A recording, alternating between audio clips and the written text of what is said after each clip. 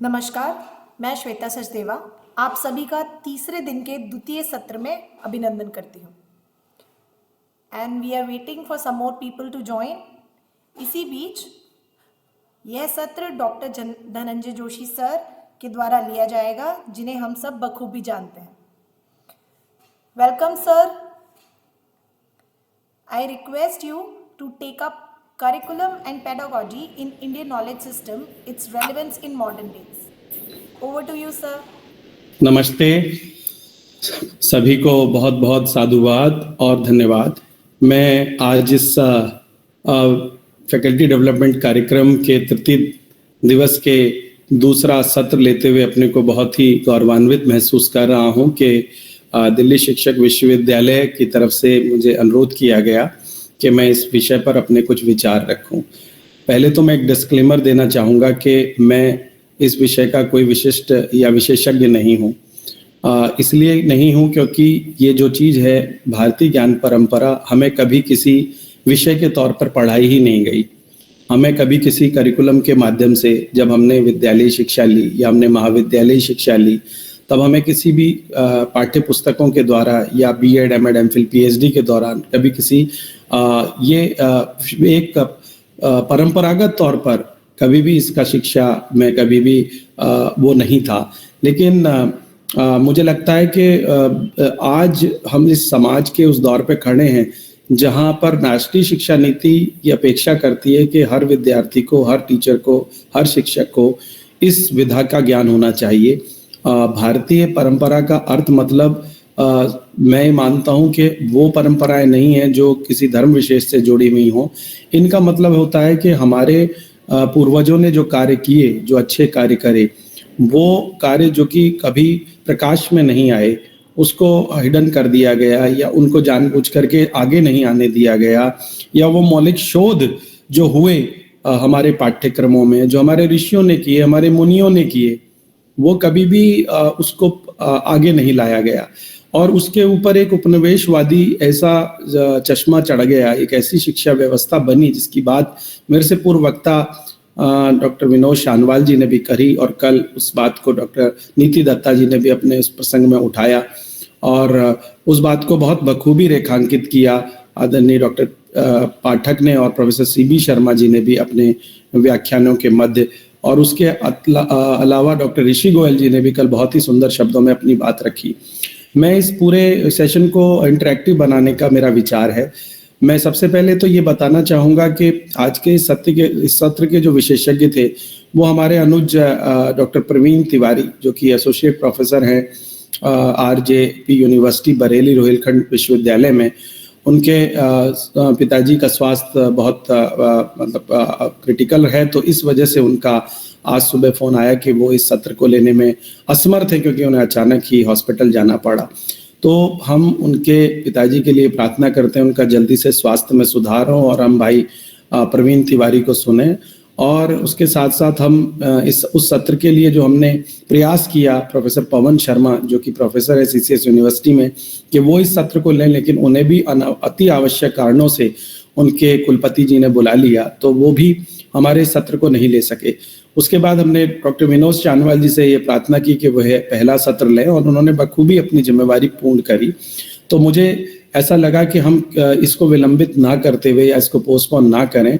तो जो ये इस सत्र का जो मुख्य शीर्षक है, मुझे ऐसा लगा कि शायद इस पर मैं अपने विचार रखूं और आप सभी प्रबुद्ध जन इस पर अपने अपने विचारों से इसको और आगे बढ़ाएं। शिक्षा तत्व के ऊपर ये हमारा curriculum and pedagogy in IKS, इसकी भूमिका मैं बताते हुए थोड़ा सा मैं अपने विचार रखना चाहूँगा कि अभी नवंबर के माह में 23, 24 और 25 नवंबर को यूजीसी के द्वारा यूनिवर्सिटी ग्रांट्स कमीशन के प्रोफेसर जगदीश कुमार जो उसके चेयरमैन, उनकी अध्यक्षता में चंडीगढ़ विश्वविद्यालय में 3 दिवसीय पाठ्यक्रम के ऊपर एक वर्कशॉप बुलाई गई, जिसमें नॉर्थ जोन, उत्तर भारत के जितने भी वाइस चांसलर्स हैं सभी विश्वविद्यालयों के, चाहे वो केंद्रीय विश्वविद्यालयों में हो, चाहे राजकीय विश्वविद्यालयों के कुलपति हों या निजी विश्वविद्यालयों के कुलपति हों, उनकी एक बैठक बुलाई गई थी।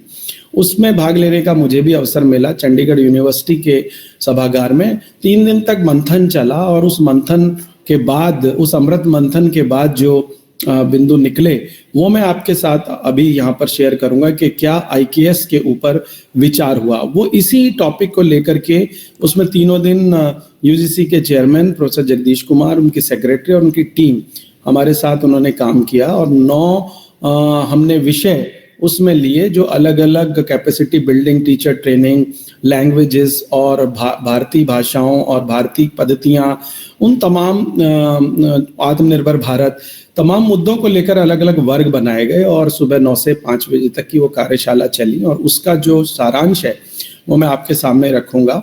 उससे पूर्व मुझे लगता है कि मुझे थोड़ा भारतीय ज्ञान प्रणाली के पाठ्यक्रम को अगर जब मैं बात करूं और इसका आधुनिक दिनों में महत्व जो हमारा आज का विषय है, दोनों चीजों का पहले आपके सामने रैशनल, उसका प्रयोजन प्रस्तुत करना चाहिए कि सबसे पहले तो इसका पाठ्यक्रम क्या हो और उसका आधुनिक दिनों में महत्व क्या हो। तो पहली बात से पहले दूसरी बात बहुत महत्वपूर्ण है कि आधुनिक दिनों में महत्व की बात क्यों कही गई। आधुनिक दिनों में महत्व की बात इसलिए मुझे लगता है कि जो हमारी आज की जो पीढ़ी है उसके हिसाब से अगर हम आज बात करें तो ये पीढ़ी जिसको हम Z जनरेशन या Y जनरेशन के नाम से बुलाते हैं, इस जनरेशन के पास शॉर्टकट्स हैं, जीवन जीने के बहुत ही शॉर्टकट तरीके ये पीढ़ी अपनाती है और एक जो सबसे बड़ी कमी है वो धैर्य की कमी है। मुझे लगता है कि जब हम पढ़ा करते थे और यहाँ जितने लोग मेरे साथ बैठे हैं जो हम एक पीढ़ी के लोग हैं, तो शायद हमें कहा जाता था कि जब माता पिता या अध्यापक बात करें तो तुरंत उन प्रश्नों का उत्तर नहीं देना, यानी आपको इंस्टेंट आंसर नहीं खोजने, बल्कि उसके लिए आपको अंतर्मन में जाना है, क्योंकि स्वयं कुछ प्रश्नों के जवाब खोजने होते हैं। कुछ प्रश्नों के जवाब 1 या 2 दिन में नहीं मिलते, उनके जवाब आने में सालों लग जाते हैं। तो यानी कहीं ना कहीं उसका अर्थ ये होता है कि जब हम कोई प्रश्न हम जब कोई प्रश्न पूछें तो हम उसके बारे में तुरंत ये ना सोचें कि उसका इंस्टेंट आंसर दिया जाए, बल्कि हम रिफ्लेक्ट करें। इसलिए श्रवण मनन निध्यासन हमारी पद्धति थी कि हम सुने, मनन करें, उसको फिर कहीं ना कहीं अपने अंतर्मन में उतारें और फिर उसका जवाब दें। तो इसी प्रकार की ज्ञान परंपरा हमारी रही और विद्यालयों में अध्यापकों के प्रश्नों को और घर में माता पिता के प्रश्नों को पहले सुना जाता था और उसके बाद ये कहा जाता था कि इसका जवाब सोच करके दिया जाता था। लेकिन जो मुझे लगता है आज जो हमारी हायर एजुकेशन की जो ये नई जो ये पीढ़ी जो पिछले इस ग्लोबलाइज्ड समय में पैदा हुई 21वीं शताब्दी में जो हमारे सामने विश्वविद्यालयों में है, वो नूडल और पिज्जा की तरह इंस्टेंट आंसर्स पे बिलीव करती है और वो हर चीज को स्विगी और जोमेटो की तरह तुरंत डिलीवरी चाहती है। वो उसको पिज्जा की तरह तुरंत फास्ट फूड की तरह उसको आंसर चाहिए और अगर उसको मनचाहा आंसर नहीं मिलता या मनचाहा परिणाम नहीं मिलता तो वो छटपटाते हैं, वो बहुत जल्दी परेशान हो जाते हैं, वो बहुत जल्दी तनाव में आ जाते हैं। हमें याद आता है हमें कभी तनाव हुआ ही नहीं, हमारे पास तनाव का समय ही नहीं था। अगर कभी तनाव होता था तो माताजी और पिताजी के जो शब्द होते थे और साथ में माताजी के शायद पास जो है कुछ ऐसे ऐसे उपकरण भी होते थे और हमारे शिक्षकों के हाथों में भी कैसे उपकरण होते थे कि तनाव 2 मिनट में हमारा छूमंतर हो जाता था। तो कभी वो तनाव हमें छू ही नहीं पाया क्योंकि हमें इसका समय ही नहीं मिला। परिवार में हमेशा जॉइंट फैमिलीज हुआ करती थी जहां अपने पास अगर कभी अवसाद का अवसर आया तो अपने बड़े भाई अपनी बड़ी बहनों से पूछ करके वो अवसाद दूर कर लिया। माता और पिताजी तक तो बहुत पहुंचना दूर की बात होती थी। अपने सहपाठियों से कह के अपनी बात को हमने अपनी बात को कह के अपने प्रश्नों का जवाब ढूंढ लिया।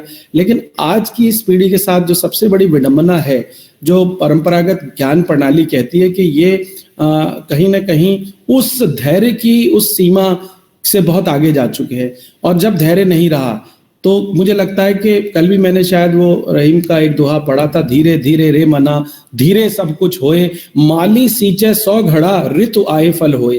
कि जो ऋतु आती है तभी फल होता है, जब आम धीरे धीरे पकता है और जब पक के टपकता है तभी वो स्वाद देता है। लेकिन आज के आमों को हम जिस तरीके से कार्बाइड में पका के, आज के फलों को जिस तरीके से हम कार्बाइड में पका के जल्दी से उनको मैच्योर कर देते हैं, वही काम आज हम बच्चों के साथ भी कर रहे हैं।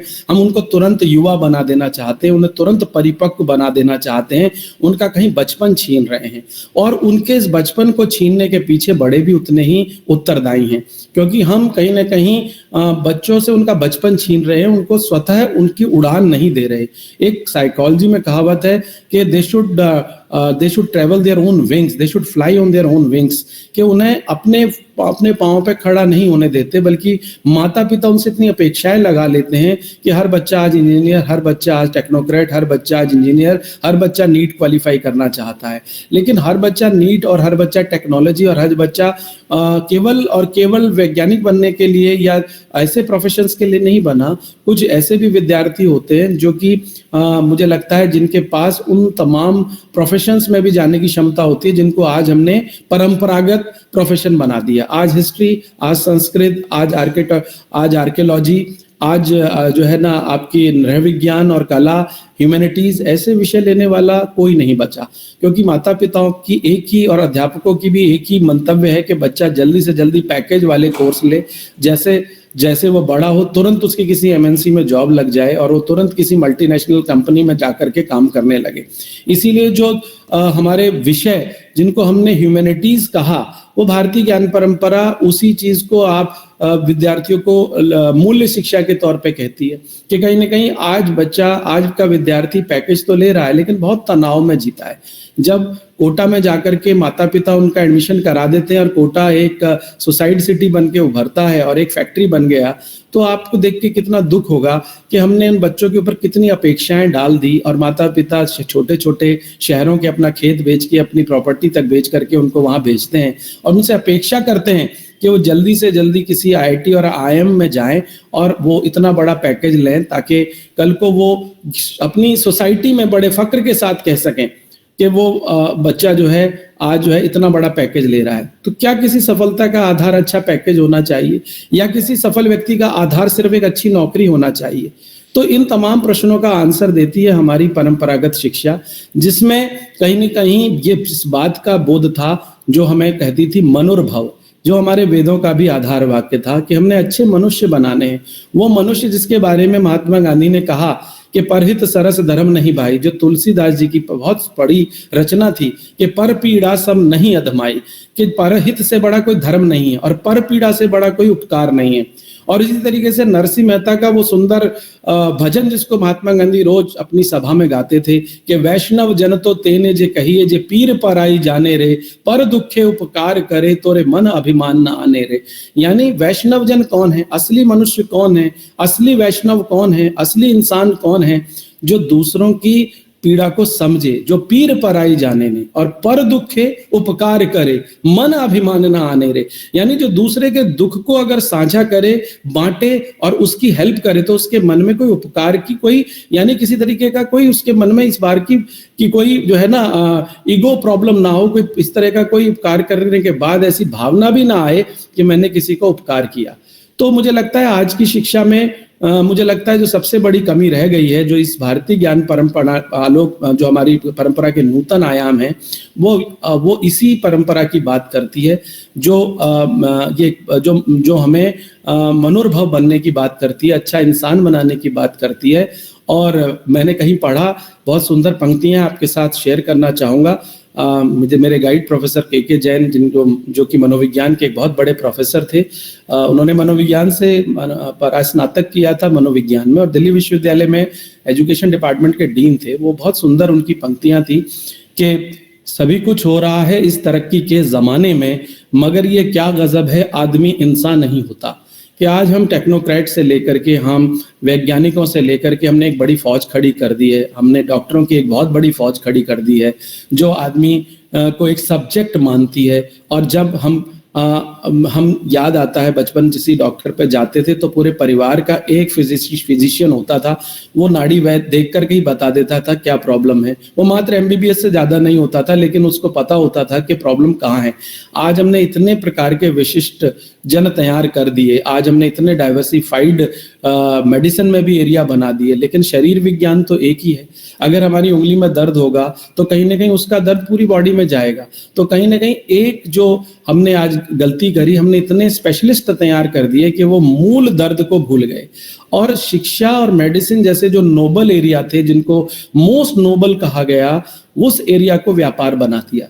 आज जो अध्यापक जो है जब अपना बेस्ट ना दे करके अपना सबसे ज्यादा कीमती समय जो कक्षा में देना चाहिए उसकी जगह अगर वो अध्यापक ट्यूशन में देता है, या वो किसी फिरजी नारायण या मैं सो कॉल्ड उन ट्यूशंस की बात करूंगा जहां जाके अपने ज्ञान को बेचता है, अगर उसकी जगह अगर थोड़ा बहुत अगर उसने अपने उस समाज के वंचित वर्ग को भी समय दिया हो, या अपनी कक्षा में भी वो काम करे, अपने 60 मिनट के कार्य अपने कालांश में अगर वो अपना सर्वस्व देता है, तो हमें लगता है कितने ही समाज के अंदर हम ऐसे जो है अभिमन्युओं का निर्माण कर सकते हैं जो चक्रव्यूह का भेदन कर सकते हैं, या हम कितने ऐसे नचिकेताओं का निर्माण कर सकते हैं जो यम के प्रश्नों का भी जवाब दे सकते हैं, या हम कैसे ऐसे एकलव्यों का भी निर्माण कर सकते हैं जो मात्र द्रोणाचार्य की मूर्ति को रख के ना सीखें।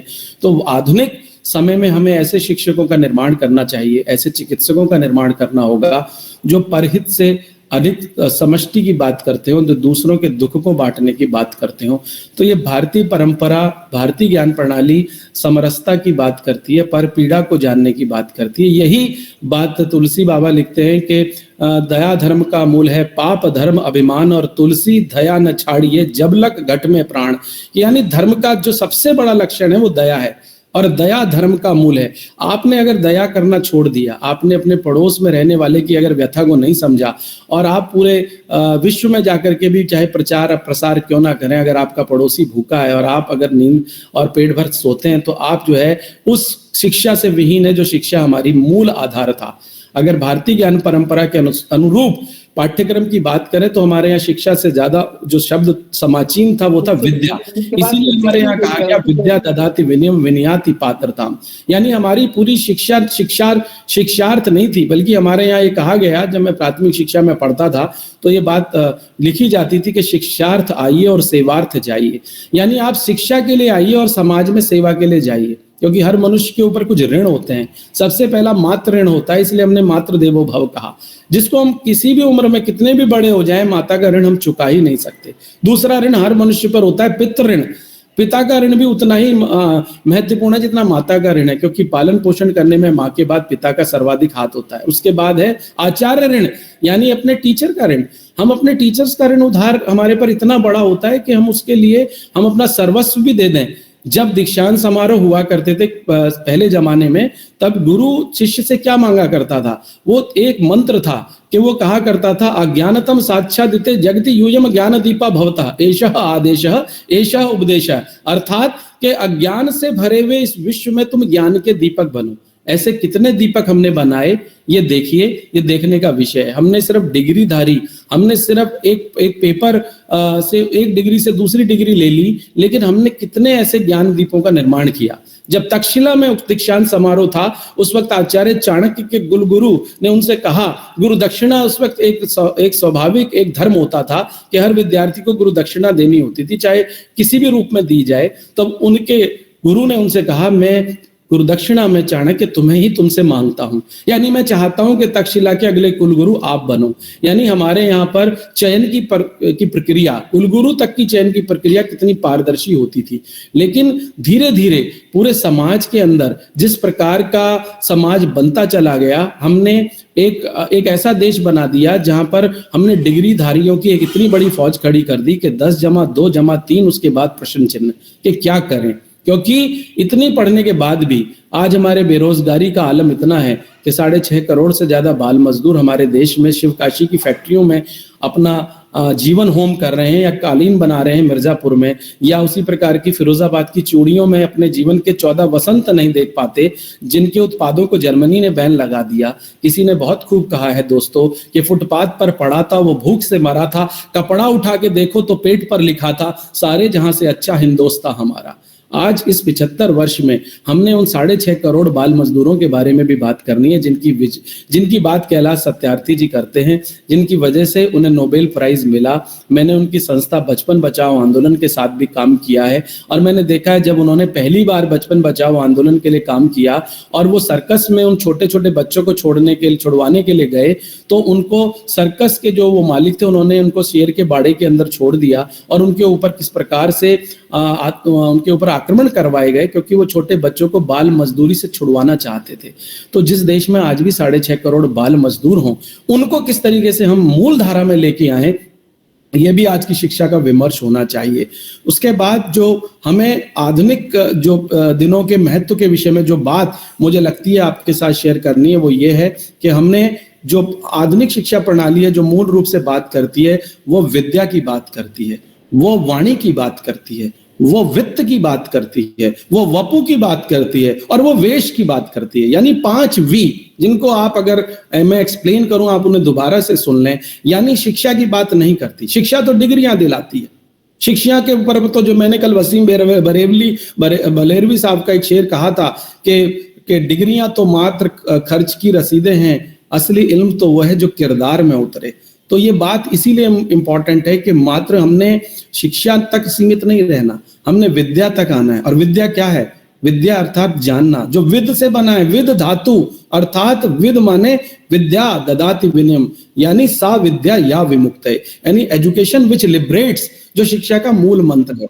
तो शिक्षा की बात नहीं करती भारतीय ज्ञान परंपरा, विद्या की बात करती है। और उसके बाद बात करती है, जो अगली बात है, विद्या से ऊपर, जानने से ऊपर, यानी हमने एजुकेशन विच लिबरेट्स, हमारी शिक्षा का अर्थ जो है वो मात्र डिग्री लेना नहीं है, अर्थ करी साविद्या भी नहीं है। हमने उसका लक्ष्य बनाया है कि असतो मा सदगमे, तमसो मा ज्योतिर्गमे, और मृत्युर्मा अमृतम गमे, यानी विद्या हमें अमृत तक ले जाए, हमें सत्य से परे ले जाए और हमें निर्वाण की ओर ले जाए। ये हमारी विद्या का मूल मंत्र है। यानी मात्र इस जन्म की बात नहीं करे, बल्कि उन जन्मों की बात करे, वो परोपकार की भी बात करे, वो परहित की भी बात करे, वो सोशल डेप्थ की भी बात करे, वो समाज ऋण की भी बात करती है, वो प्रकृति ऋण की भी बात करती है।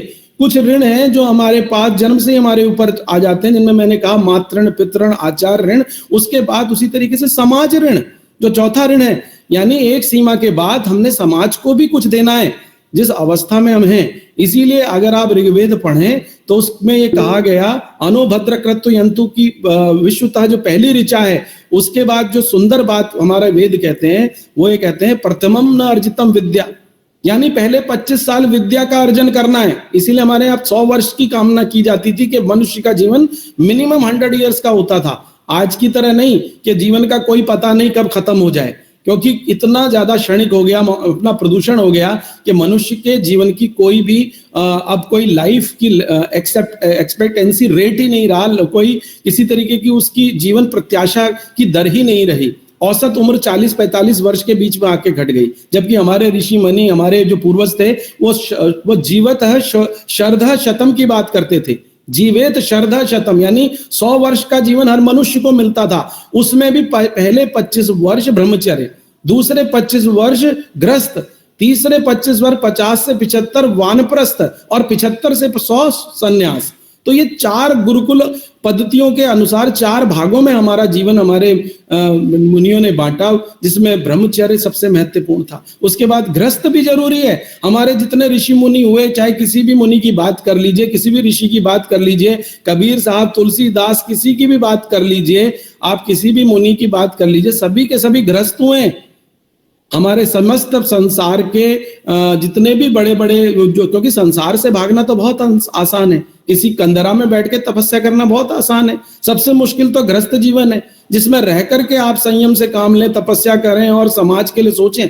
इसीलिए हमारे मुनियों ने गृहस्थ आश्रम को सर्वाधिक महत्व दिया, ब्रह्मचर्य से ऊपर गृहस्थ, उसके बाद अगले 25 वर्ष वानप्रस्थ। जब आप अपने गृहस्थ जीवन से निकल करके समाज की तरफ जाएं, समाज की तरफ देखें, और उसके बाद सन्यास की तरफ चल पड़े। तो इसीलिए जो बात कहता है, जो श्रुति कहती है, वो श्रुति कहती है प्रथमम न अर्जितम विद्या, द्वितीयम न अर्जितम धनम, तृतीयम न अर्जितम पुण्यम, चतुर्थम किम करिष्यति। यानी पहले 25 साल अगर आपने एजुकेशन नहीं ली, विद्या नहीं ली, द्वितीयम न अर्जितम धनम, और सेकेंडली अगर आपने अगले 25 वर्ष विद्या लेने के बाद, जो सेकंड जो एस्पेक्ट है वो ये कहता है द्वितीयम न अर्जितम धनम, यानी कि आपने धन नहीं कमाया, अर्थात अपने अपने परिवार का धर्म पूर्वक धर्म कमाना आपने अगर कुछ कार्य नहीं किया, तो वो तृतीयम न अर्जितम पुण्यम, यानी तृतीय अवस्था पुण्य की है। तो चतुर्थम किम करिष्यति, चौथी अवस्था में क्या करोगे? खाली हाथों रह जाओगे। यानी आपको अगर सही में जीवन जीना है तो प्रथमम न अर्जितम विद्या, द्वितीयम न अर्जितम धनम, तृतीयम न अर्जितम पुण्यम, चतुर्थम किम करिष्यति, यानी आपको विद्या भी लेनी है, आपको धन भी कमाना है, उसके साथ साथ आपको समाज को भी अपना वे बैक, अपना सर्वस्व देना है और उसके बाद निर्वाण की तरफ चलना है। इसीलिए हमारे मुनियों, हमारे शास्त्रों में धर्म सबसे ऊपर रखा गया।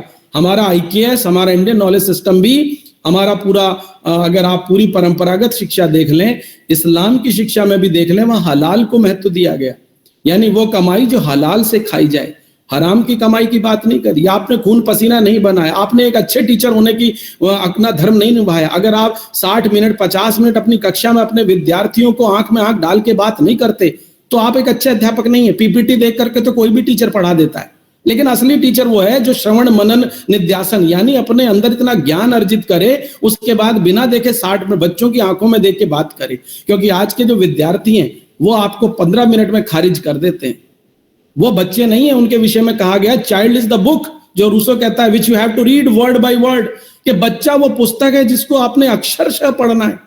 और वो बच्चे जो हैं, वो विद्यार्थी, आज की जो जनरेशन है, वो गूगल जनरेशन, वो इतनी इंस्टेंट आंसर चाहती है कि उनको लगता है कि अगर उनको 10 मिनट 15 मिनट आप रख सकते हैं, उसके बाद उनकी ध्यान, उनकी अवचेतना, उनकी पूरा कंसंट्रेशन बिगड़ जाता है। और अध्यापक कहता है जी बच्चे ध्यान में मेरी बात नहीं सुनते। बच्चे आपकी ध्यान बात क्यों नहीं सुनते? क्योंकि आप ऐसा सुनाते ही नहीं कि वो सुनना चाहें, आपके पास ऐसा ओरिजिनल नॉलेज ही नहीं है। तो अगर आप अधजल गगरी छलकत जाए, अगर पूर्ण गगरी पढ़ना है तो अंतस में उतरना पड़ेगा, गहरे पानी बैठना पड़ेगा, जो हमारे गुरु नानक जी ने कहा कि आपको पहले अंतर में उतरना पड़ेगा। जब आप अपनी अंतर की ज्योति को जलाएंगे तभी आप कुछ ना कुछ कर्म योगी बन पाएंगे। तो एक अध्यापक वो है जो आत्मदीपो भव, जिसे बुद्ध ने कहा, यानी जो अपना दीपक स्वयं बनता है। आप दीपो भव, जो उसने पाली में कहा, जो संस्कृत में कहा आत्मदीपो भव। एक स्टेज के बाद you have to be your own light. स्वाध्यायाम मां प्रमदः, ये हमारा आधार वाक्य रहा कि self study is the best way of study. एक अवस्था के बाद आपको अपना गुरु स्वयं बनाना पड़ता है। आज कितने अध्यापक हैं जो स्वाध्याय करते हैं? स्वाध्यायाम मां प्रमदः, यानी स्वाध्याय में प्रमाद नहीं करना, आलस्य नहीं करना, क्योंकि हम आलस्य करते हैं। इसीलिए आज हमारे अध्यापक सिर्फ डिग्री लेकर के तो आ जाते हैं, PhD तो कर लेते हैं, लेकिन उनको नॉलेज नहीं है। वो सिर्फ इंफॉर्मेशन दे रहे हैं, वो सिर्फ डेटा खेल रहे हैं। और यही बात हमारे देश के प्रथम शिक्षा मंत्री जो रहे और हमारे देश के उसके बाद जो पहले दूसरे राष्ट्रपति बने, राधा कृष्णन जी ने भी कहा कि there is a vast difference between knowledge, wisdom and information. At the name of wisdom we are selling information, at the name of knowledge we are spreading information and doing the data collection। जिस देश में विद्या की बात होती थी, जहां बुद्धि की बात होती थी, जहां विजडम की बात होती थी, वहां हमने उससे नीचे आ गए नॉलेज पर, और नॉलेज से नीचे भी हम आ गए इंफॉर्मेशन पर। और 75 सालों से हम केवल सूचना खेल रहे हैं, और उससे भी नीचे 21वीं सदी में आ गए डेटा। यानी जिस देश में ज्ञान की नदियां बहती थी, जहां बुद्धि और शास्त्रार्थ होते थे, वहां बच्चों को सिर्फ सूचना दे रहे हैं। 15 अगस्त 1947 में भारत आजाद हुआ, मैं एक उदाहरण देता हूं, ये सिर्फ सूचना है। एक अध्यापक ये सूचना बच्चे को देता है, बच्चा गूगल से भी जान सकता है कि when India became independent 15 August 1947, when we became republic 26 January 1950। लेकिन प्रजातंत्र और गणतंत्र में क्या अंतर है? कितने अध्यापक इस अंतर को जानते हैं और विद्यार्थियों को बताते? मैंने स्वयं कुछ अध्यापकों की कार्यशालाएं ली, मैंने पूछा कि भाई आप ये बताइए प्रजातंत्र और गणतंत्र में क्या अंतर है? आधों को नहीं पता था। किसी ने कहा सर मैं तो विज्ञान का अध्यापक हूं, किसी ने कहा जी मैं तो किसी और विषय का अध्यापक हूं, मैं तो कला। अरे ये तो एक भारतीय होने के नाते हमें पता होना चाहिए कि प्रजातंत्र और गणतंत्र में क्या अंतर है। हम पूर्ण रूप से स्वराज हमने किस दिन प्राप्त किया? हमने 15 अगस्त वाले दिन सिर्फ आजादी प्राप्त की थी, लेकिन 26 जनवरी को हमने पूर्ण स्वराज प्राप्त किया, और इसी महीने 26 जनवरी को दिन हम फिर से गणतंत्र दिवस मनाने जा रहे हैं। और भारत विश्व का सबसे बड़ा गणतंत्र है। यानी गणतंत्र का अर्थ है जो राष्ट्र अपने लिए स्वयं के नियम कायदे कानून बनाए, जिसका कोई संप्रभु नहीं हो। We are sovereign state because we are the owner of our own will. हमारा कोई मालिक नहीं है, हम अपने प्रभु स्वयं हैं। 1947 से पहले ब्रिटेन की महारानी हमारी संप्रभु थी, हमारे यहाँ यूनियन जैक था, ब्रिटिश पार्लियामेंट के अधीन हम एक कॉलोनी की तरह कार्य करते थे। लेकिन हमारे संविधान निर्माताओं ने 2 साल 11 महीने 18 दिन लगा करके विश्व का सर्वाधिक विस्तृत संविधान हमें दिया, और हम विश्व के पहले गणतंत्र बने। और गणतंत्र की परंपरा भारत की प्राचीन परंपराओं में रही। लिच्छवी साम्राज्य से लेकर के हमारे यहाँ मगध साम्राज्य में सबसे बड़ा गणतंत्र था और भारत का गणतंत्र विश्व को आकर्षित करता था। ये बात मैं नहीं कहता। इस बात का की अगर पुष्टि करनी है तो आपको जो है जर्मन वैज्ञानिक, जर्मन विधिवेत्ता जो भारत में रह करके जिन्होंने बहुत साल काम किया और वो भारत में ही आकर के बस गए, इनका नाम था मैक्स मूलर। उनकी किताब पढ़िए। मैक्स मूलर ने क्या लिखा है? वो ये कहते हैं कि भारत से बड़ा गणतंत्र विश्व में कोई नहीं था। उन्होंने भारतीय जो है संस्कृति के ऊपर इतने शोध किए कि वो भारतीय भाषाओं में उन्होंने संस्कृत भाषा को सबसे पहले सीखा। और मुझे बहुत फक्र की बात ये लगती है कि ऐसा ही काम फादर कामिल बुल्के ने किया। आज भी हिंदी की जो सर्वाधिक बिकने वाली डिक्शनरी है वो फादर कामिल बुल्के की है। और इसी तरीके का काम जो है भारत में रह करके काम करने वाले लोगों में अगर आप और पहले की तरफ चले जाएं तो हेनसांग और फाहियान ने किया। जब हेनसांग और फाहियान भारत में आए तो उन्होंने भी यही कहा कि भारत में हर कोस में पानी और हर कोस में बानी बदल जाती है, लेकिन भारत में उन्हें कोई भी अशिक्षित नहीं मिला। यही काम जो है 1851 में टॉमस मुनरो ने किया। तो जो भारतीय शिक्षा व्यवस्था है जिसकी बात कल ऋषि जी कह रहे थे, जो धर्मपाल जी ब्यूटीफुल ट्री में भी लिखते हैं कि भारत की शिक्षा व्यवस्था में शिक्षा नहीं थी, विद्या थी। विद्या के ऊपर हमारा सब कुछ केंद्र था और हम नॉलेज ड्रिवन सोसाइटी थे। आज भी हम ज्ञान अर्थव्यवस्था में सबसे ऊपर है। We are above the whole world. चाहे विश्व में आप इंदिरा नूई की बात करें, सत्या नडेला की बात करें, सुंदर पिचाई की बात करें, पराग अग्रवाल की बात करें या नासा में बेस्ट साइंटिस्ट की बात करें, तो भारत सबसे ऊपर है। वो इसलिए क्योंकि भारतीय ज्ञान प्रणाली विश्व में सर्वाधिक है। आज भी हमारे विश्व में सबसे ज्यादा शिक्षकों की जो भर्ती होती है वो भारतीयों की होती है, क्योंकि हमारी 12वीं तक की शिक्षा बहुत सॉलिड शिक्षा है, जिसको मैं कहूंगा कि बहुत अच्छी तरीके से हम विद्यार्थियों पे काम करते हैं और उसके लिए हमारे माता पिता भी काम करते हैं। वो माँ जो 6 बजे उठ के बच्चे का बस्ता लगाती है और जाकर के खड़ी हो जाती है उस बच्चे को स्कूल छोड़ने, और वो पिता जो उसको लेके आते हैं। हमारे यहाँ जो ये 3 फैमिली अभी भी मिलके एक साथ काम कर रही है, 3 पीढ़ियां एक छत के नीचे, ये हमारी सबसे बड़ी ब्यूटी है। पूरा विश्व आकर के काशी और बनारस में आके देखना चाहता है कि भारत का तत्व मीमांसा क्या थी। भारतीय पारिवारिक संबंधों के ऊपर मैं भी भारतीय प्रतिनिधि मंडल में अप्रैल और मई के महीने में मुझे अमेरिका की सरकार के द्वारा बुलाया गया। मैं बड़ा भाग्यशाली था, दिल्ली से अकेला कुलपति था और हम वहां के 12 राज्यों में गए और अमेरिका की गवर्नमेंट ने हमें स्पॉन्सर किया। तो मुझे एक ही सवाल पूछा कि आपके यहाँ पर 3 पीढ़ियां एक साथ आज भी एक छत के नीचे कैसे रह लेती हैं। मैंने कहा उसका सीधा सा उदाहरण ये है कि हम सभी अपने बड़ों की आज्ञा मानते हैं और हमारे बड़े अगर कोई निर्णय लेते हैं तो हम उसको क्वेश्चन नहीं करते। हम अपनी प्रतिक्रिया और उनके अपने निर्णय में अपने को सम्मिलित पाते हैं, क्योंकि हमने उनको अपने परिवार का मुखिया बनाया है। और ऐसा नहीं है कि हमारे यहाँ पर परिवार में निर्णय थोपे जाते हैं। हमारे यहाँ शुरू से परिवारों में निर्णय प्रजातांत्रिक तरीके से लिए जाते हैं, डेमोक्रेटिक वे में लिए जाते हैं। जिस देश में जो है अत्रि से लेके सावित्री से लेके अहिल्याबाई और जिस देश में विद्योत्मा गार्गी तक जो है मातृ शक्तियां रही हो, उस देश में जहां मातृ देवो भव की भावना रही हो, वो देश कितना विशाल होगा कि जब 0 दिया मेरे भारत ने दुनिया को तब गिनती आई। देता ना दशमलव भारत तो चांद पे जाना मुश्किल था और धरती और चांद की दूरी का अंदाजा लगाना मुश्किल था। सभ्यता जहां पहले आई, पहले जन्मी थी जहां पे कला, मेरा भारत वो भारत है जिसके पीछे सब संसार चला। ये मात्र पूर्व और पश्चिम फिल्म का गाना नहीं है मेरे दोस्तों, ये हमारे देश की अच्छाई है कि जब 0 हमने दिया, डेसिमल हमने दिया, आर्यभट्ट ने पहली बार, वराहमिहिर ने पहली बार हमारे को ये बताया। और जो गैलीलियो और कोपरनिकस ने कहा उससे पहले तो हम बहुत पहले कह चुके थे कि जो है कि धरती सूर्य के चारों तरफ अपना एक्स में घूमती है और तब एक दिन होता है। 365 दिनों का जो ज्ञान था वो हमने दिया। हमारे 2 पैसे के पंचांग ने ये बता दिया सोलर इक्लिप्स कब होगा, ल्यूनर इक्लिप्स कब होगा, कि सूर्य ग्रहण कब होगा, चंद्र ग्रहण कब होगा। जब लॉर्ड विलियम बेंटिक भारत के गवर्नर जनरल बन के आए तो उन्होंने मदन मोहन मालवीय जी से एक प्रश्न किया। आपको पता होगा BHU के संस्थापक महामना जो महामना मदन मोहन मालवीय जी थे, तो उन्होंने इलाहाबाद में तब संगम में हमारे यहाँ 12 वर्ष के बाद आपको पता होगा कुंभ का मेला लगता है और 6 महीने में अर्ध कुंभ लगता है।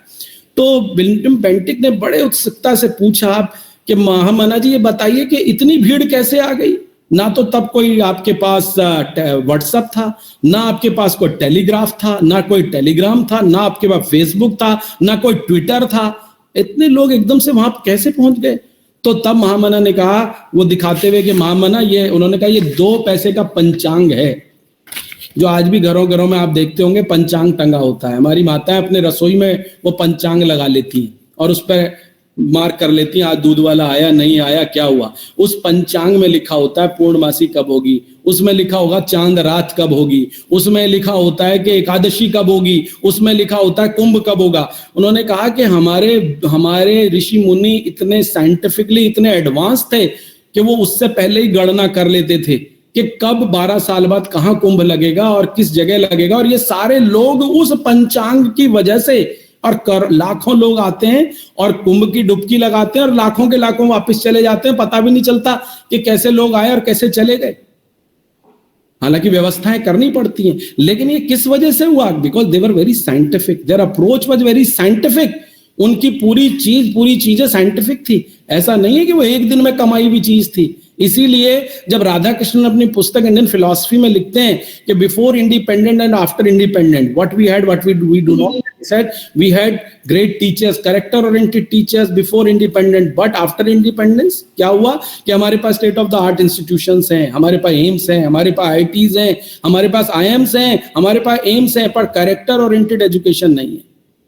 हमारे पास चरित्र आधारित शिक्षक नहीं है, हमारे पास चरित्र आधारित विद्या नहीं, हमारे पास ऐसे अध्यापक नहीं रहे, क्योंकि हम सिर्फ सूचना खेल रहे हैं। हम कौन बनेगा करोड़पति की तरह सिर्फ डेटा खेल रहे हैं। हम ये नहीं बता रहे गणतंत्र और प्रजातंत्र के मध्य क्या अंतर है। हम ये भी नहीं बता रहे कि वो कौन से कारण थे जिनकी वजह से भारत गुलाम हुआ। ये क्वेश्चन कॉग्निटिव डोमेन का नहीं है।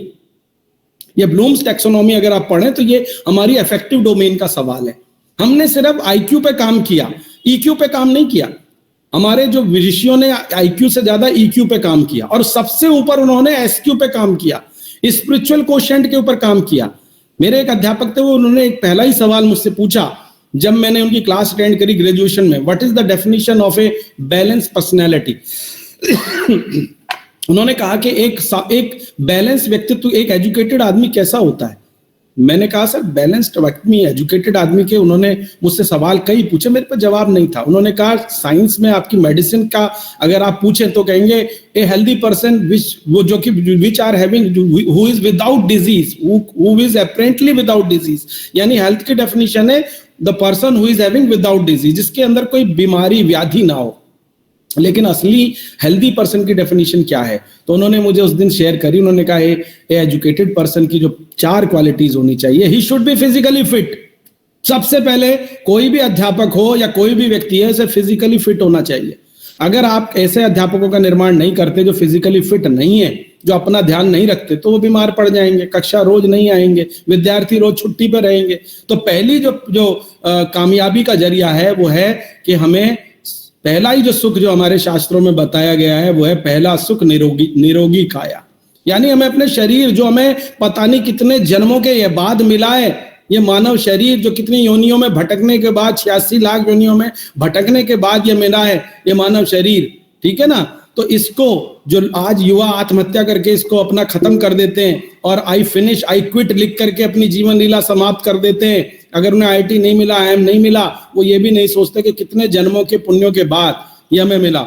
मानस में लिखता है कि कितने लाखों योनियों में भटकने के बाद ये मनुष्य का चोला हमें मिलता है। तो इसको सदकर्मों से आगे बढ़ाना है और अगली जन्म की यात्रा तक अगर जाना है तो उसमें सबसे पहली चीज है you should be physically fit, जिसको विवेकानंद ने भी कहा कि सुप्त शक्ति तुम हे मानव उठो जागो प्रयाण करो।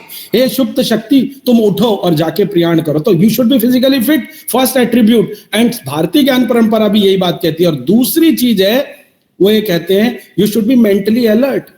For a teacher also, for a human being, for a student also, you must be physically fit. And second attribute, you should be mentally alert. Physically तो fit हैं पर mentally alert नहीं है। तो mentally alert होना भी बहुत आवश्यक है। आज जितने भी कॉम्पिटिटिव एग्जाम हैं वो आपकी मेंटल अलर्टनेस के लिए हैं। चाहे यूजीसी से लेके सीटेट, चाहे सिविल सर्विसेज, जितने भी एग्जाम हैं वो आपकी मेंटल अलर्टनेस को देखते हैं। फिजिकल फिटनेस का टेस्ट तो बाद में होता है, पहले मेंटल अलर्टनेस चेक होती है। तो असली विद्या है, असली शिक्षा है जो physically fit. Second is mentally alert. Third parameter for a healthy person or a healthy teacher is you should be socially adjusted. ये हमारी ज्ञान परंपरा का तीसरा आधार वाक्य है कि हमें सोशली एडजस्टेड भी होना है. Socially adjusted is very important phenomena. आज क्या हो गया, हम किस प्रकार की पीढ़ी का निर्माण कर रहे हैं कि आप किसी के घर जाएं, माता पिता बच्चों को बाहर भी नहीं बुलाते, उनको नमस्ते भी नहीं करने देते, उनसे कहते हैं बेटा किसी विवाह में भी नहीं जाना, किसी सामाजिक कार्यक्रम में भी नहीं जाना, आपको घर में रहना है. बच्चे को आपने एक केवल एक जो है, इसको यूं कहा जाए, एक रोबोट बना दिया और उस बच्चे के ऊपर किताबें लाद दी और वो बच्चा बाद में, मैंने अभी विकास दिव्य कीर्ति जो बहुत बड़े आज की डेट में यूपीएससी का एग्जाम कराते हैं दृष्टि, उनका एक वीडियो सुना. वो कहते हैं कि मेरे पास ऐसे बहुत से बच्चे आते हैं जो ये कहते हैं हम अपने पेरेंट्स से नफरत करते हैं, हम अपने पिता और माता से नफरत करते हैं. उन्होंने हमें कहा कि तुम जाओ, बस कुछ करके आओ और बस अपना मुंह तभी दिखाना जब कलेक्टर बन के आओगे. हमारे अंदर इतना बनने की सामर्थ्य नहीं थी. जो पिता स्वयं नहीं बन पाया, जो मां खुद नहीं बन पाई, वो अपेक्षा हम बच्चों पे लाद देते हैं. हम खुद आईटी नहीं बन कर पाए तो हम सोचेंगे मेरा बेटा आईटी करे, मेरी बेटी नीट निकाले. हर बच्चा आईटी और नीट के लिए नहीं बना, लेकिन अच्छा इंसान बनाने के लिए तो हम कुछ कर ही नहीं रहे. घर में पहले मुझे याद है, अगर कोई आगंतुक आता था, कोई अतिथि आता था, तो प्रणाम करके बच्चे भी बैठते थे, उसकी बातें सुनते थे, सामाजिक कार्यक्रमों में जाते थे, तो बच्चा जो है वो सोसाइटी को देख के सीखता था.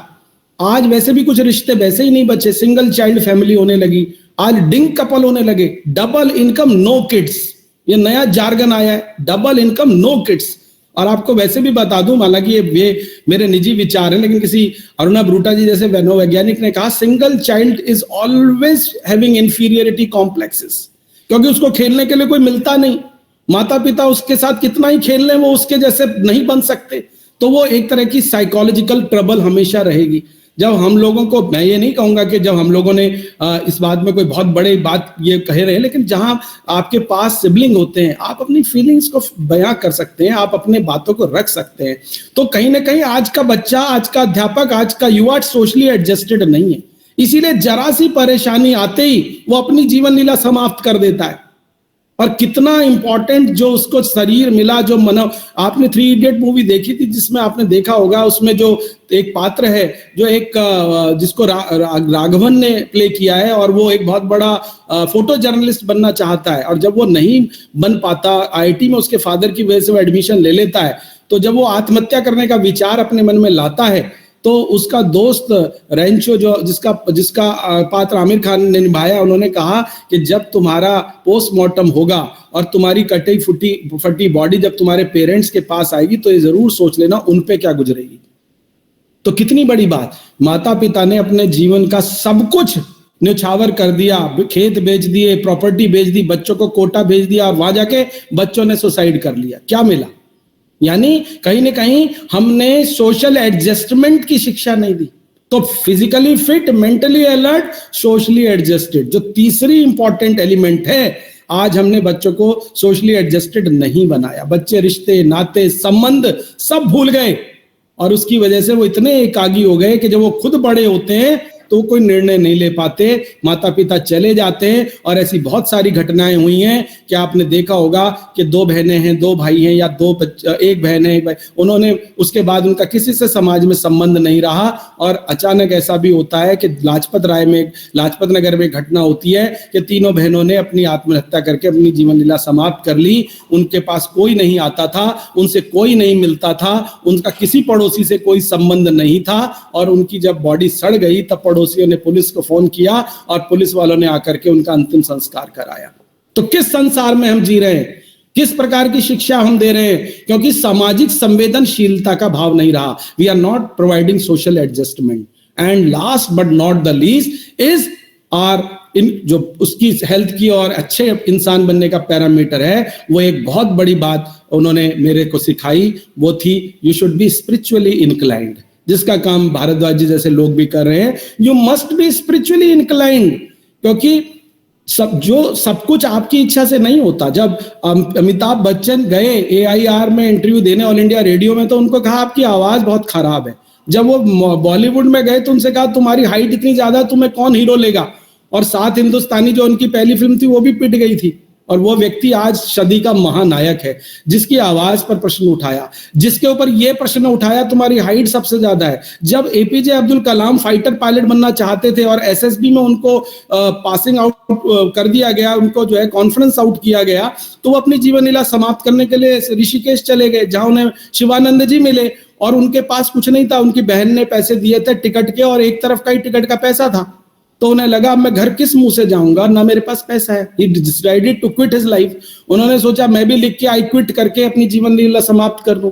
तब शिवानंद जी उनको कहीं दिख जाते हैं और वो उनसे पूछते हैं, तब शिवानंद जी उनसे कहते हैं कि you have meant for some bigger cause, you have meant with for the bigger objective, your life has some bigger aims. आप अपने जीवन के आपके कुछ और उद्देश्य हैं, और देश को इतना बड़ा मिसाइल मैन मिला, इतना बड़ा पीपल्स प्रेसिडेंट बना, ऐसा 11वां भारत का राष्ट्रपति जिसने देश का इतिहास बदल दिया, जो IIM शिलोंग में पढ़ाते पढ़ाते अंतिम सांस लेके मरा, जो अध्यापकों में भी अध्यापक थे, ऐसा व्यक्तित्व तो कहां मिलेगा। भारतीय ज्ञान परंपरा में देखिए तो त्याग की भावना रही। दधीची ने अपनी पूरी की पूरी अस्थियां तक दे दी, अपना पूरा शरीर तक दे दिया।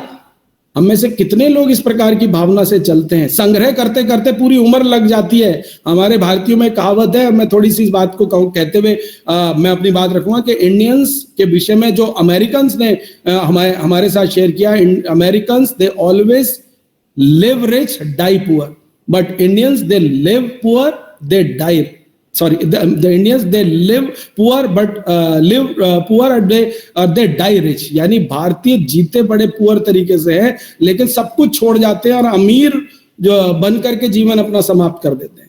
यानी हम अपने जीवन को सही तरीके से जीना नहीं चाहते, क्योंकि जीवन जीने की जो कला है वो हमें नहीं आती है।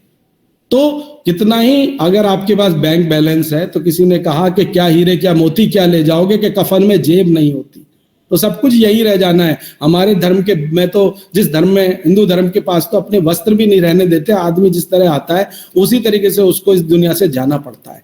तो हमारे अध्यापकों को हमने क्या सिखाना है? They should be physically fit, mentally alert, socially adjusted, and the last but not the least spiritually inclined। That's why this whole NEP is also talking about IQ, EQ and SQ, spiritual quotient। Spirituality is the basic element. जहां जिन प्रश्नों का जवाब आज नहीं मिलेगा, कल मिलेगा। Gestalt psychology said this only के एकदम से आंसर नहीं आता, एकदम से जवाब नहीं आता। कुछ प्रश्नों के जवाब समय देता है, और लेकिन समय का इंतजार करना पड़ता है। जब अमिताभ जी का एक इंटरव्यू आ रहा था तो मैंने उसको बहुत बखूबी सुना। उसमें वो ये कहते हैं कि उनके पिता हरिवंश राय बच्चन ने उनसे कहा, जब वो रिजेक्ट होने लगे और एक के बाद एक उनकी मूवी फ्लॉप होने लगी, तो उनके पिता बहुत बड़े कवि थे, इन्होंने मधुशाला पर बहुत लिखा है, जिसको आपने हालावादी कवि कहलाते हैं, कि बैर कराती मेल मंदिर मस्जिद बैर कराते मेल कराती मधुशाला। तो अपने पिता की बातों को अक्सर वो कहते थे। उन्होंने कहा कि मेरे पिता ने कहा, अमित, जब उनको अमित जी भी कहते हैं, उन्होंने कहा कि जब मन का मिला वो बहुत अच्छा, और जो मन का नहीं मिला वो उससे भी अच्छा है, क्योंकि जो मन का नहीं मिला वो प्रभु की इच्छा है, और प्रभु की इच्छा कभी गलत नहीं हो सकती। यानी कभी भी जीवन में अगर असंतोष या कभी निराशा आए, तो ये मान लीजिए कि मैंने अपना 100% दिया, लेकिन मुझे मन का नहीं मिला, कोई बात नहीं, जो मिला है वो हो सकता है प्रभु की इच्छा हो, और प्रभु की इच्छा कभी गलत नहीं हो सकती। हो सकता है वो किसी और लक्ष्य के लिए आपको तैयार कर रहा हो सकता है आपको एपीजे अब्दुल कलाम की तरह तैयार कर रहा हो सकता है आपके अंदर एक कोई भविष्य का कोई बहुत बड़ा सितारा छुपा बैठा हो। तो मुझे लगता है आपको इस बात से नहीं करना, बट अपने लिए 100% देना चाहिए, क्योंकि हमारे गीता ने बहुत सुंदर बात कही, भगवान श्री कृष्ण ने, जो कर्म योग की बात है कि कर्मण्येवाधिका रस्ते मां फलेषु कदाचन। यानी आप कर्म में विश्वास रखिए, बाकी फल तो आपको मिलेगा आपके ने जितना कर्म किया है उसके अनुसार। तो कुछ कर्मों का फल अब मिलता है, कुछ का हो सकता है कि कुछ वर्ष बाद मिले, कुछ का अगले जन्मों में भी मिलता है। कुछ प्रारब्ध के कर्म होते हैं और कुछ संचित कर्म होते हैं, और जो आपके प्रारब्ध के कर्म होते हैं वो अभी मिल रहे हैं, क्योंकि वो आपने जोड़े हुए हैं। जैसे बैंक में आपने पैसा जोड़ा होता है, आप उसको निकालते हैं। कुछ कर्मों को आप संचित करते हैं जो अगले जन्मों में मिलता है। तो मुझे लगता है भारतीय ज्ञान परंपरा इसी बात की वकालत करती है। जो महापुरुष हमारे यहाँ आए, उनमें भगवान श्री कृष्ण ने जो बात कही, जिसको कल भी मेरे को पता है, जो उसमें बोल रहे थे हमारे कुरुक्षेत्र की धरती से आए हुए डॉक्टर ऋषि गर्ग, के उसमें भगवान श्री कृष्ण ने और अर्जुन के बीच के संवाद में उनको बार बार श्री कृष्ण ने अर्जुन को मौका दिया प्रश्न पूछने का। तो वो एक जगह कहते हैं अर्जुन को जब निराशा होती है कि मैं कैसे कुलगुरु अपने द्रोणाचार्य के ऊपर अस्त्र चलाऊं, कैसे भीष्म पितामह जिसकी गोदी में मैं खेला हूं उस पर बाण चलाऊं, तो वो कहते हैं उस वक्त वो एक बहुत बड़ी बात कहते हैं, हन्यते न हन्य माने शरीर, यानी तुम जिसको मार रहे हो वो आत्मा है और उसका कोई रूप और रंग नहीं है, वो अजर अमर है और इस वक्त जो तुम्हारे सामने है उसमें तुम्हारा धर्म है। इसीलिए वो उनको कहते हैं कि दैन्यम न पलायनम, कि अर्जुन ना तो तुम इस स्थिति से एस्केप कर सकते हो ना भाग सकते हो, you have to face it. जो आपके पास समय है उसको आपने फेस करना है, आपको पीठ नहीं दिखानी। इसीलिए भारतीय ज्ञान परंपरा हमें वो मजबूती देती है, हमें विद्या से जोड़ती है, हमें वाणी से जोड़ती है। हमारी वाणी ऐसी होनी चाहिए, हमारी, इसके ऊपर कबीर और तुलसी ने कहा कि वाणी ऐसी बोलिए मन का आपा खोए, औरों को शीतल करे आपहु शीतल होए। कि टीचर की वाणी ऐसी होनी चाहिए जो विद्यार्थियों के दिलों में उतर जाए। आप अपनी वाणी से ही मित्र बनाते हैं, अपनी वाणी से ही शत्रु तैयार करते हैं।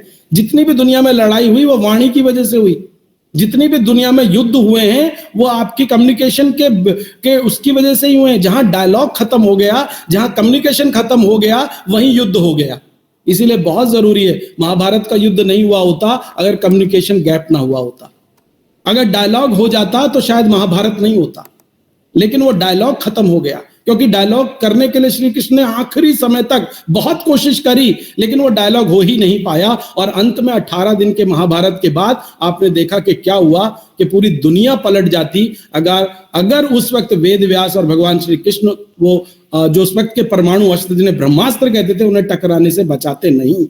तो मुझे लगता है कि शायद हमें यही उपदेश मिलता है कि हमने कम्युनिकेशन को बल देना है। और थर्ड एलिमेंट जो भारतीय ज्ञान परंपरा का जो मुझे लगता है करिकुलम में है वो है विद्या वाणी के बाद वपु। वपु means psychology, psychology of a learner, जिसको आज हम पढ़ाते हैं। Very important, learner centred education.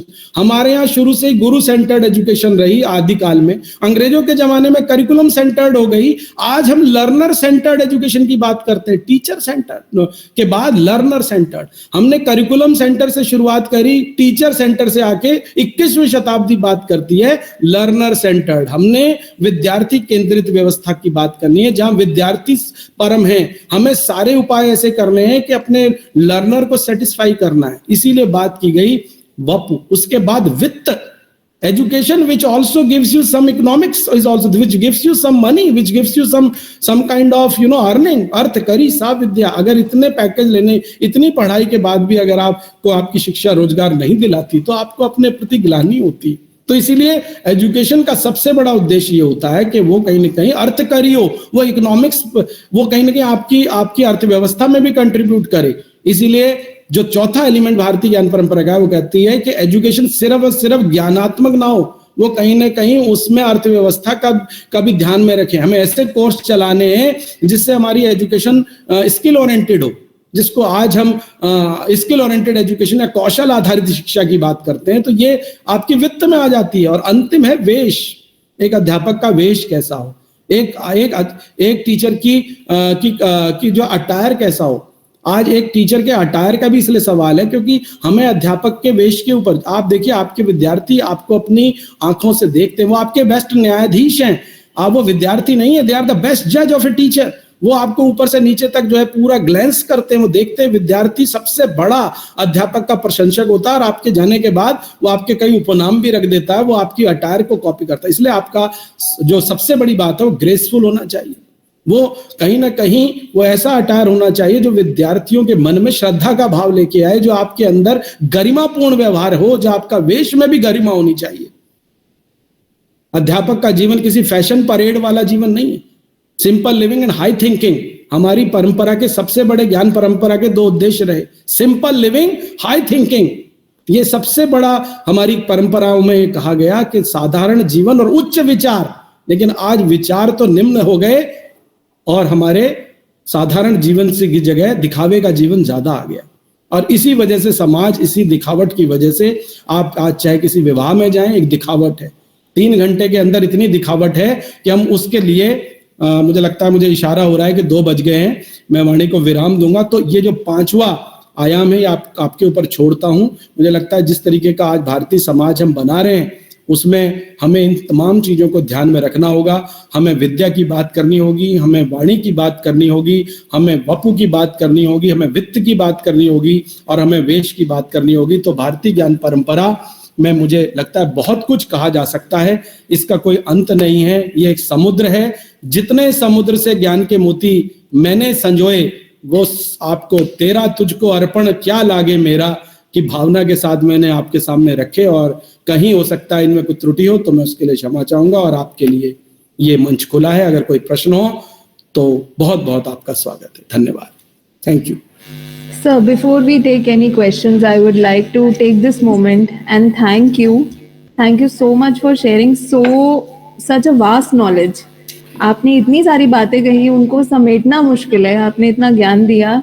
And being the founding Vice Chancellor of Delhi Teachers University, I think आपने उस एक पदवी के साथ भी इतना जस्टिस किया है आज अपने विचार रख के।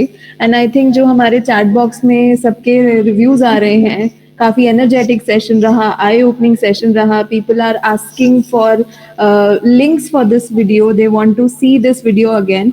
So this has been a very excellent and enriching session, and I thank from the bottom of my heart. And I take this moment on the behalf of DTU team, and I am taking the liberty of thanking you on the behalf of all the participants.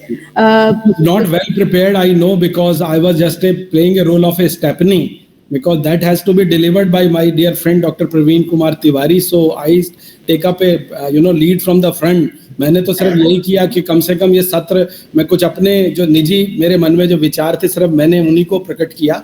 तो मुझे लगता है और समय होता तो शायद मैं अपने विचारों को और तारतम्यता के साथ प्रकट करता तो और अच्छा रहता। But sir, I want to submit something. जी संजीव जी, नमस्ते।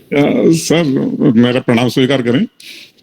और अभी आपने सर बताया कि किसी भी टीचर को क्लास में जाने से पहले अगर गूगल की सहायता लेनी पड़ती है या पीपीटी की सहायता लेनी पड़ती है तो फिर वो अच्छा टीचर नहीं होता है, या एक अपने आप में कंप्लीट टीचर नहीं होता है। तो सर जहां तक मैं समझता हूँ आपको तो तैयार होकर आने की जरूरत ही नहीं थी। ऑलरेडी आप गागर में सागर हैं, तो वहां कहाँ पीपीटी की आवश्यकता और कहाँ तैयार होने की आवश्यकता है सर। ये तो अपने आप में ही इतना सफिशिएंट हो गया है कि इसको कहीं भी हम शब्दों में नहीं उतार सकते हैं, बहुत अंतर मन में उतारना पड़ेगा। मैंने सिर्फ यही कहा, गूगल हो या पीपीटी हो, ये जरूर आपकी सहयोगी हैं, आपके कार्य के लिए जरूरी भी है कि आप उनको साथ लेके चलें, पर उन पर ही डिपेंड ना हो जाएं, क्योंकि उनको आप अपना सहयोगी बनाएं। Sir lesson plan is not your master. जब हम बीएड पर ट्रेनिंग देते हैं तो हम ये कहते हैं कि लेसन प्लान आपका बॉस नहीं है, आपने लेसन प्लान के अनुसार बस गाइडिंग प्रिंसिपल लेने, लेकिन स्पॉन्टेनियसली आपको अपनी बात रखनी है। अगर आप रीड बाय एक शब्द बाय वर्ड अगर पीपीटी पढ़ेंगे तो स्टूडेंट को भी पता है कि वो पीपीटी से तो फिर हम शेयर कर लेते। लेकिन आधुनिक तकनीकों का भी इस्तेमाल करना है, हाइब्रिड, मैं इसका कोई वो नहीं हूं, लेकिन फिर भी मुझे लगता है अंतर मन में उतरना पड़ेगा, विद्यार्थी की आत्मा को झंकृत करना पड़ेगा। जब तक आप विद्यार्थियों के दिलों में नहीं उतरेंगे आप तब तक असली शिक्षक नहीं बन सकते। जी बिल्कुल सर। भारद्वाज जी।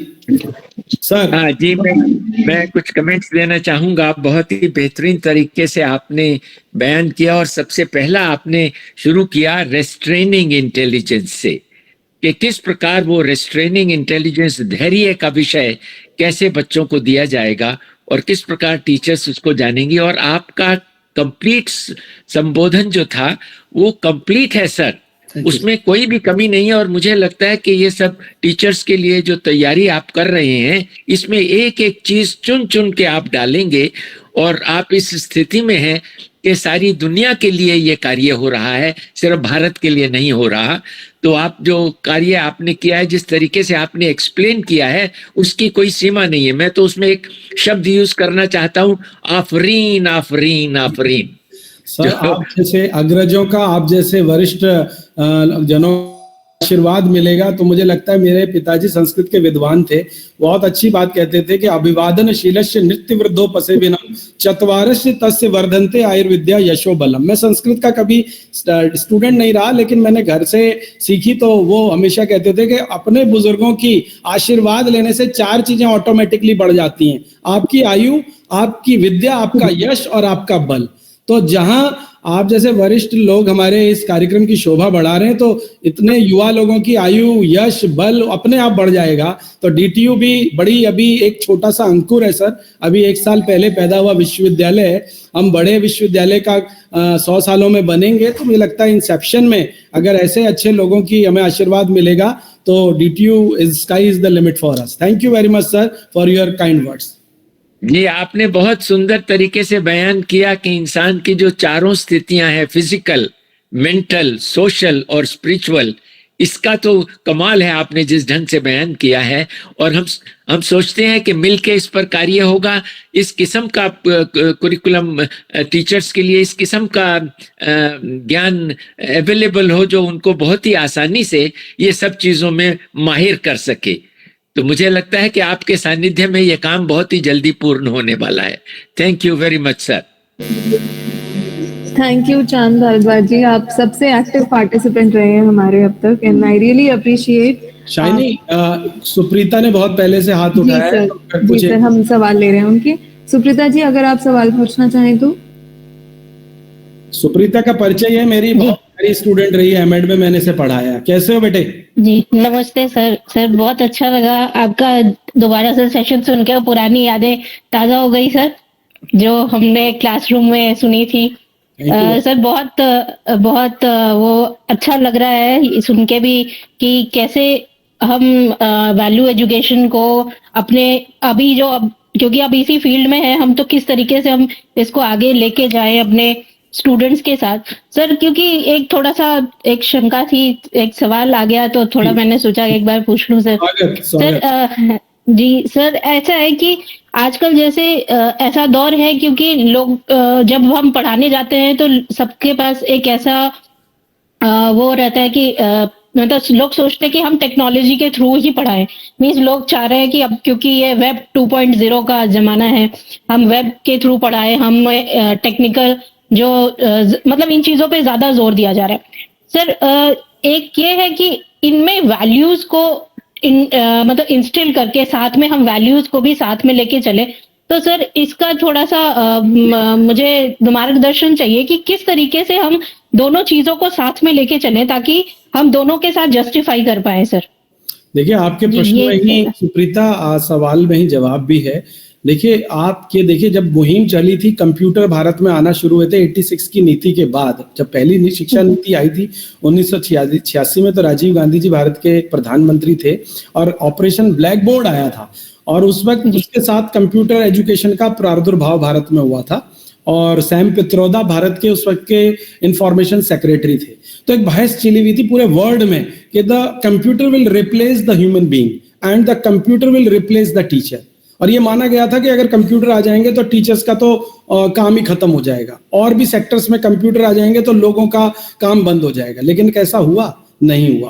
कंप्यूटर ने हमारी एफिशिएंसी को बढ़ा दिया। आज जिस माध्यम से आप और मैं जुड़े हुए हैं, आप सुदूर कहाँ बैठी हैं, गौतम बुद्ध विश्वविद्यालय में पीएचडी कर रही हैं आप वहां से, और मैं यहाँ दिल्ली शिक्षक विश्वविद्यालय ऑटरम लेन मुखर्जी नगर से, और चांद भारद्वाज जी पंजाब से, और हमारी जो बहन है एक इंडोनेशिया से हमारे साथ जुड़ी हुई हैं, और संजीव जी कहीं और से। तो ये टेक्नोलॉजी है। देखिए, इस टेक्नोलॉजी को बूम समझिए, ये वरदान है। जैसे विज्ञान वरदान है और अभिशाप भी, हमने प्रस्ताव लिखा करते थे ना कि science is a boon as well as curse. This technology is a boon as well as curse. अगर आप इसको सही तरीके से टीचर यूज करेगा तो ये बून है। आज कोरोना ने हमारी दूरियों को घटा दिया। कोरोना आया बीमारी बनके, लेकिन संभावनाएं भी दे गया, अतुल संभावनाएं, कि आज हम वर्चुअल मोड, वरना पहले किसी को जूम और माइक्रोसॉफ्ट और गूगल मीटिंग नहीं आती थी, लेकिन आज इसने हमारे दायरे को कितना वो कर दिया कि you do not have to travel long. आप आज जाकर के, आपको यहाँ बुलाने की जरूरत नहीं है। सर्दी के मौसम में आप अपने घर में आराम से बैठ करके ज्ञान लीजिए। आपके डोर स्टेप पे नॉलेज आ रही है, आपने लॉगिन करना है और ज्वाइन करना है। हालांकि इसमें दुश्वारियां, इसकी कुछ लिमिटेशंस भी हैं कि पता नहीं मेरी बात पहुंच पा रही है या नहीं पहुंच पा रही, या मैं आपके साथ आई टू आई बात कर पा रहा हूँ, बॉडी लैंग्वेज आपकी देख पा रहा हूँ, वो बहुत जरूरी है। लेकिन यूजीसी ने भी कह दिया hybrid mode, virtuality is the next symbol of success. हमें AI के साथ भी चलना है, हमें मशीन लर्निंग के साथ, हमें रोबोटिक्स के साथ चलना पड़ेगा। समय के साथ टीचर को कदम ताल करनी होगी, लेकिन उसको अपना मित्र बनाना होगा। आज टेक्नोलॉजी को अगर आपने सही साध लिया तो इस टेक्नोलॉजी से आप हजारों किलोमीटर दूर आदिवासी अंचल में बैठे हुए किसी विद्यार्थी को भी आप पढ़ा सकेंगे। आज एक मोबाइल में टच करते ही एंड्रॉयड फोन हो तो एक विद्यार्थी जो है बहुत सारे लेक्चर यूट्यूब से ले रहा है, बिना किसी कोचिंग के। छोटे छोटे शहरों के बच्चे IIT IIMs को क्रैक कर रहे हैं, बड़े बड़े लेक्चर्स सुन पा रहे हैं। तो मुझे लगता है कि आपने इसको यूज करना है। इसको बिल्कुल भी अपना वो ना समझिए। कंप्यूटर ने रिप्लेस कभी टीचर को नहीं किया। असली जो टीचर है उसको कभी रिप्लेस किया ही नहीं जा सकता। बल्कि बड़ा दुख होता है जो हमारे टीचर्स थे, जो एक्सीलेंट टीचर्स थे, जो परफेक्ट टीचर्स थे, उनके वीडियो को हम तब रिकॉर्ड नहीं कर पाए क्योंकि ये टेक्निक नहीं थी। अगर वो जमाने में उसको ऐसी टेक्निक होती तो काश कोई लौटा दे मेरे बीते हुए पल। मैं अपना बचपन संजो लेता, मैं अपने अध्यापकों की वाणी को संजो लेता, मैं उनके लेक्चर्स को रिकॉर्ड कर लेता और आज मैं अब खुद भी देखता और आप जैसे अपने विद्यार्थियों को भी दिखाता। तो कहीं ना कहीं टेक्नोलॉजी ने हमें वो मौका दे दिया कि अब ये पूरा सेशन हमारा रिकॉर्ड हो रहा है और अब वो रिकॉर्ड हो गया तो आर्काइव हो जाएगा। हम YouTube के थ्रू उसको आगे सालों तक कभी भी देखना चाहें हम देख सकते हैं। तो मुझे लगता है बहुत अच्छी बात कही आपने और मुझे लगता है मेरे आप कुछ जो मैंने अपने अनुभव दिए उससे आप संतुष्ट भी होंगी कि आपको बहुत अब आपके तर्कश में कई तीर हैं। आपको अर्जुन की तरह कौन सा तीर चलाना है, कौन सी वक्त कौन सा आपको लिंक यूज करना है। तो you have to be your own master. अब आपको केवल और केवल एक चीज पे नहीं, वैरायटी लानी पड़ेगी।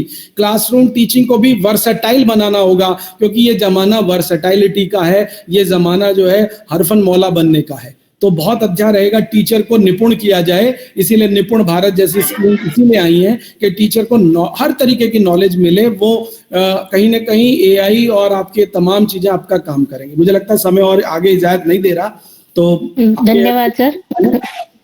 जी धन्यवाद sir. Thank you so much sir. करना चाहूंगा sir, I would like to say कि नाउ ये नया जमाना है, इसमें one has to be master of all and jack of none. Sir मुझे तो लगता है जैक ऑफ ऑल नहीं, मास्टर ऑफ ऑल ही बनना पड़ेगा। जी कोई सवाल? मैंने कहा नहीं कि one has to be master of all and jack of none. Yes master ही बनना पड़ेगा सबका और ये युग आप बहुत अच्छे तरीके से इस्तेमाल कर पाएंगे और हम अपने सभी बच्चों को master of all and jack of none बनाने की कोशिश करेंगे। This is the era of multitasking. आज एक साथ कई काम करना पड़ता है। इसका उदाहरण हमारी मातृशक्ति है।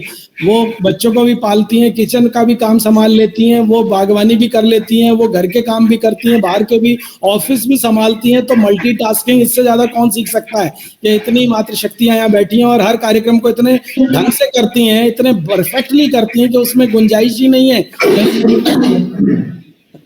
सर मैं यहाँ एक एग्जाम्पल देना चाहूंगा, बहुत इंपॉर्टेंट है क्योंकि आपने ऐसा विषय छेड़ दिया है कि किस प्रकार मल्टीटास्किंग होना है। तो हम लोग नर्सरी के बच्चों के लिए छोटी सी कहानी, बीज की कहानी से स्टार्ट करते हैं कि वो मल्टीटास्किंग है, वो भी 3 है। उसका एक शरीर है, एक उसका मन है, एक उसकी आत्मा है। वो मल्टीटास्किंग करता है।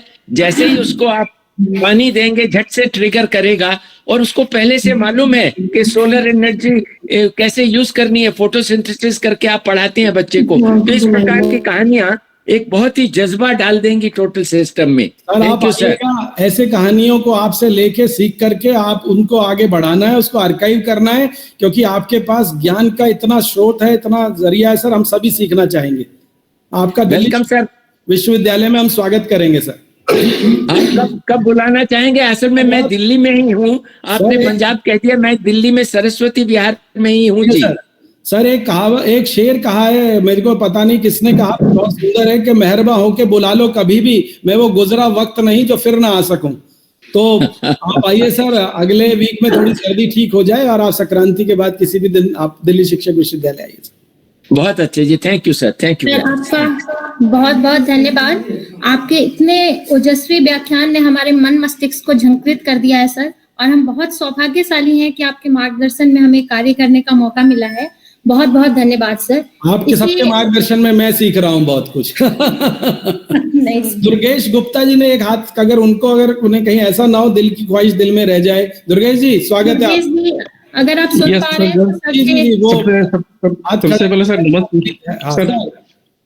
सबसे पहले सर आपको नमस्कार और बहुत बहुत हार्दिक साधुवाद। तो जिस तरह से आपने अच्छी तरह से समझाया है भारतीय अध्यात्म और भारतीय संस्कृत को लेकर के आज के शिक्षा जगत में, हालांकि मैं शिक्षा जगत से नहीं हूँ, मैं technically actually I am working in PSU as general manager, लेकिन जिस तरह से जरूरत है आजकल के टेक्नोक्रेट चल रहे हैं, जिस तरह से डिप्रेशन चल रहा है, तो जो आपने एक बढ़िया, मुझे अच्छा लगा आपने बात किया शिक्षा और विद्या की, सा विद्या या विमुक्ते, इस तरह की चीजें अगर आएंगी तो मुझे लगता है कि एक अच्छा सामंजस्य बनेगा।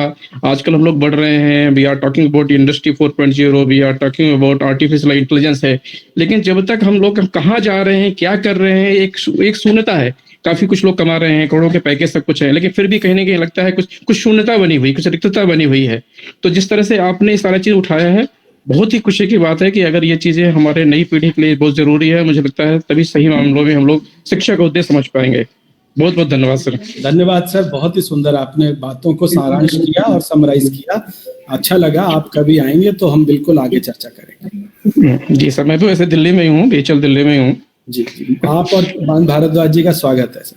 और भी जो मिल पाना चाहते हैं FDP के बाद, एक दिन हम ऑफलाइन मिलकर कम से कम एक छोटी सी चाय पर चर्चा कर सकते हैं। और दिल्ली शिक्षक विश्वविद्यालय बहुत अपने को खुशनसीब और वो मानेगा फॉर्चुनेट कि आप लोग आए, और सभी लोगों को मैं ये ओपन इनविटेशन देता हूं कि आप लोग बिल्कुल डिसाइड करके, बल्कि हम चाहेंगे आपको प्रमाण पत्र के लिए हम एक छोटी सी प्रेडिक्टरी ऑफलाइन मोड पे करें, जो लोग आ सकते हैं उनके साथ चाय पीते हुए हम इसको क्लोज करें, अगर इस बात की इजाजत हमारी फैकल्टी कोऑर्डिनेटर दें, और तो मुझे लगता है कि ये यहाँ रखा जाए।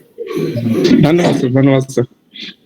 अच्छा रहेगा सर, अगर ऐसा मौका मिलता है तो बहुत अच्छा रहेगा। जी जी बिल्कुल बिल्कुल अच्छा रहेगा, और बिल्कुल और हमारी विश्वविद्यालय मजबूत होगा।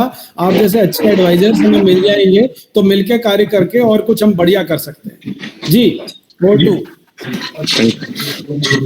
जी, सभी प्रतिभागियों का बहुत बहुत धन्यवाद। और इसके साथ हम आज का यह तीसरे दिन का द्वितीय सत्र समाप्त करते हैं। और कल जो है इसी समय पे, कल 11 बजे सुबह लिंक आपको आज देर रात तक मिल जाएगा, और हम फिर से ज्वाइन करेंगे। एक बार फिर से भारतीय ज्ञान परंपरा के विभिन्न पहलुओं पर विचार मंथन करेंगे और काफी कुछ सीखेंगे। इसी के साथ बिफोर द एग्जिट त्रिशला आप बता दें, कल बहुत ही सुंदर सत्र है। प्रोफेसर उषा शर्मा हमारी बड़ी बहन है, NCERT में प्रोफेसर हैं, उन्होंने बहुत योग मेडिटेशन पे के एरिया में काम किया है। वो शिक्षक और उनका विकास योग और ध्यान के माध्यम से बात करेंगी, तो कृपया आप उसे मिस ना करें। और उसके बाद प्रोफेसर अरविंद कुमार झा, जो कि बहुत प्रबुद्ध प्रोफेसर हैं और इस वक्त Indira Gandhi national open university के शिक्षा विभाग में कार्यरत हैं, वो epistemology in Indian thought system, वो फिलॉसफी के प्रोफेसर हैं, भारतीय विचार प्रणाली में ज्ञान मीमांसा। तो कल का दिन बहुत रोचक रहेगा। और उसके बाद 12 को हमारी जो समन्वय के ऊपर बात होगी, जिसको हमारे professor doctor VP Rao ji लेंगे, और उसके बाद प्रोफेसर शिरीष पाल सिंह NCERT से भारतीय ज्ञान प्रणाली और राष्ट्रीय शिक्षा नीति में बोलेंगे, और उसके साथ ही हमारा वैलेडिक्टरी सेशन भी है। आप सभी को ये अग्रिम सूचना देना मेरा धर्म है, ताकि आप लोगों की संख्या कम ना रहे। बिल्कुल इसको बढ़ाएं, सर्दी ज्यादा है लेकिन उसके बावजूद भी हमारी संख्या बढ़नी चाहिए। धन्यवाद। जी सर, तो जैसा सर ने बताया, कल का सेशन हमारा बहुत महत्वपूर्ण होने वाला है। तो आशा करती हूँ कि आप लोग सभी इसमें अपनी सक्रिय भागीदारी दिखाएंगे और हमारे सेशन में अधिक से अधिक संख्या में जुड़ेंगे।